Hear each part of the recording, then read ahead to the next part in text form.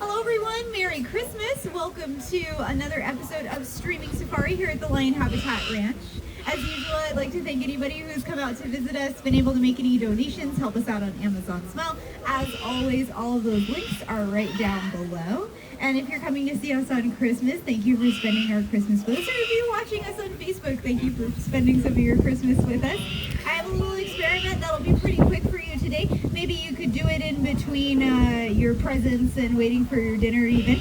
So it'll be a nice short little thing that you might actually be able to use, something that might be lying around your house right now that you might not be consuming all of, which is candy canes.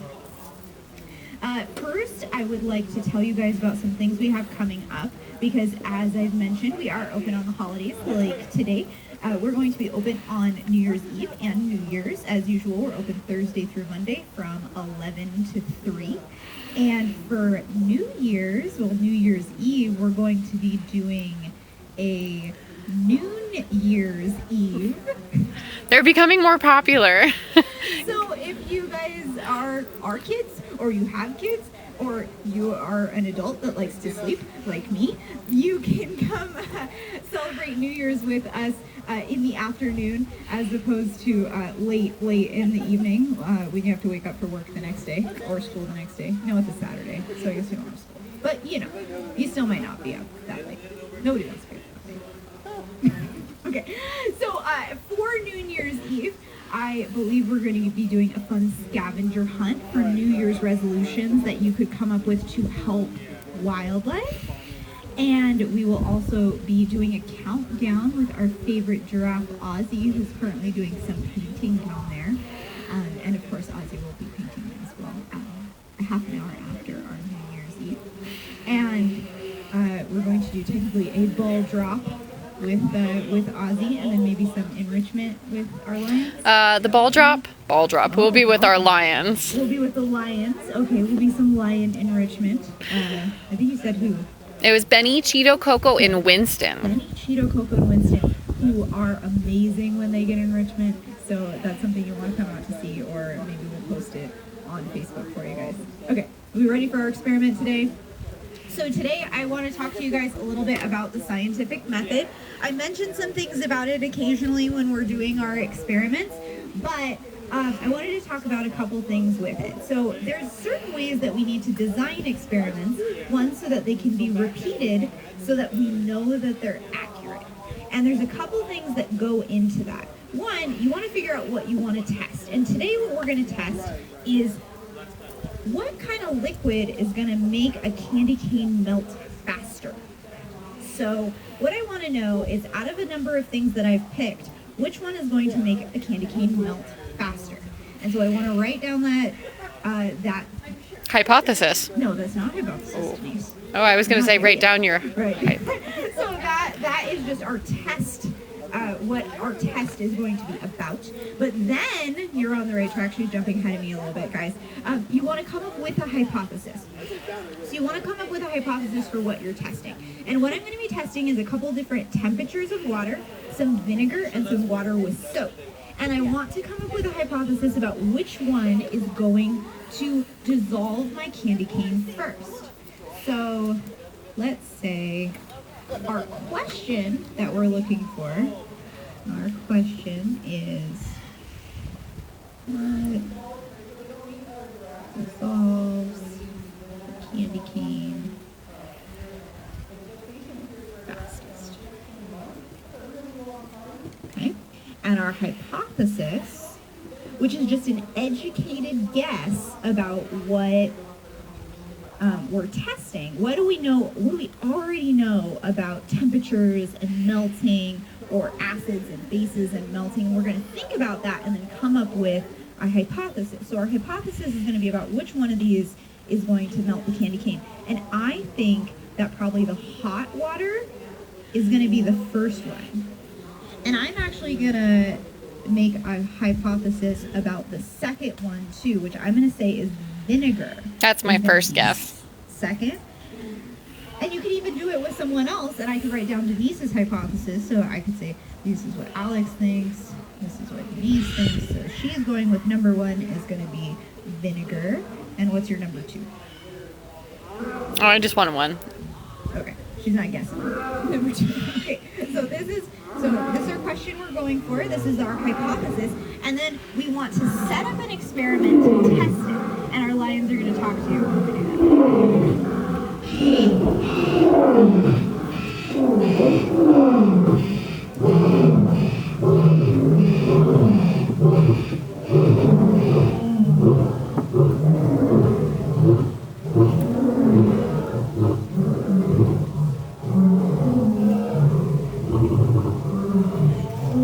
You had lulled him to sleep and the lions woke him up. We're not doing that, Bentley, not yet.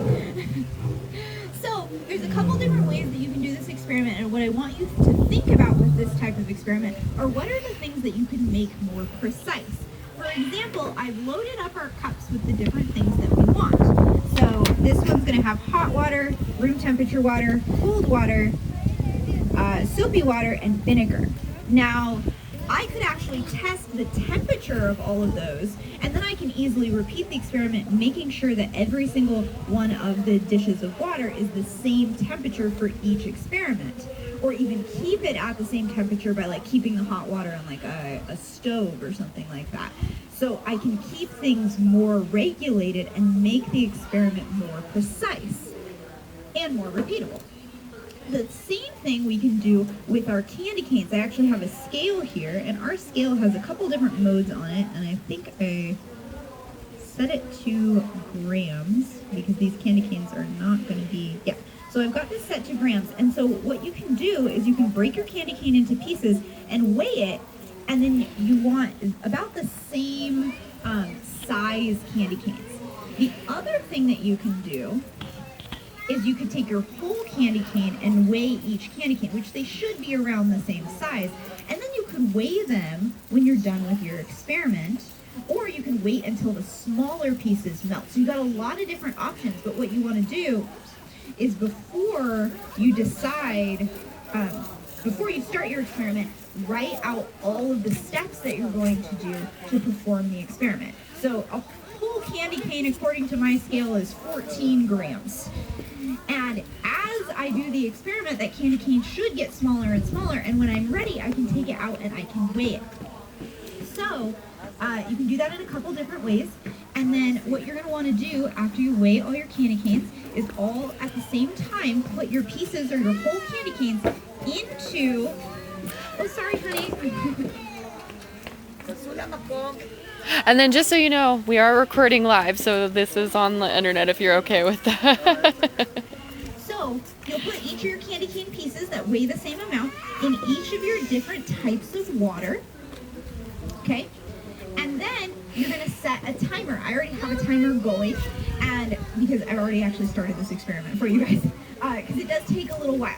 So you're going to want to watch them and wait till they melt, and then you're going to record each time that the candy cane completely dissolves. Now, the other thing you can do, as I said, you can do this in a couple different ways. If you put your whole candy cane in, you can say, I only want to wait 20 minutes for my candy canes to melt.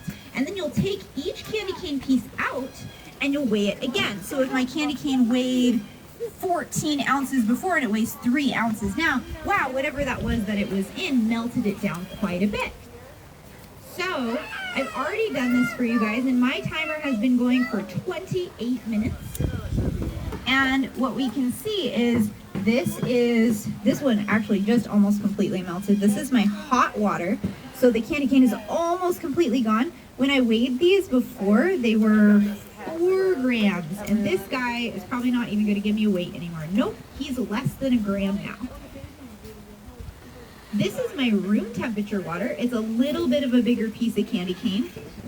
If I take it out, it probably will weigh somewhere around a gram, I'm guessing. Maybe a little less so it won't come out on my scale. You could have a more precise scale. Oh, and as I mix it, it starts to dissolve too. Yeah, maybe a little bit more.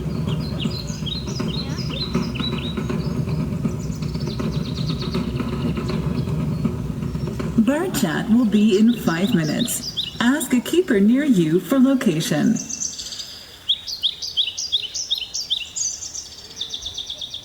This was our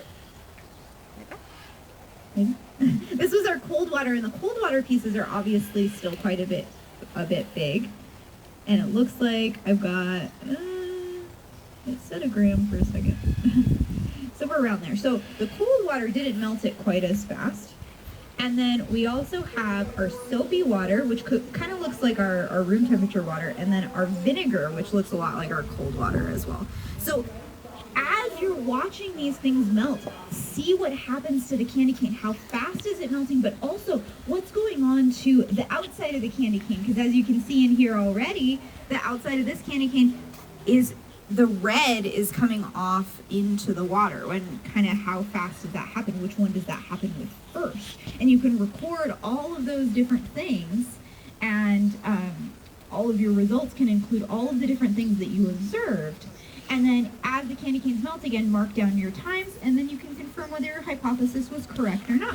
And if it's not right, so it seemed like, what did we say? The hot water was the one that dissolved the candy cane the best. And so that was my guess. And then Denise guessed the vinegar, which did a pretty good job, but the candy cane is still in there. So it looked like the hot water did a little bit better than the candy cane, and that's okay. Then what you can do, if your hypothesis wasn't quite correct, is you can think about, okay, why might the hot water melt the candy cane better than the vinegar? And think about the science behind that. So maybe the heat breaks down the sugar better than the acid. Or maybe the acid's not strong enough to break down the heat, or if you had a stronger acid, it would actually break it down faster than the hot water. So there's all kinds of things you can think about with experiments. They're really cool. And practice doing your experiments, repeating your experiments, and getting really precise results for your experiments with something simple like this. You can practice doing that, and then when you have to do a science fair project for school or something like that, you're really ready to go. And just this little thing is really fun to do. I really enjoyed it, so I hope you guys enjoy it too. And have a Merry Christmas. We'll see you next week.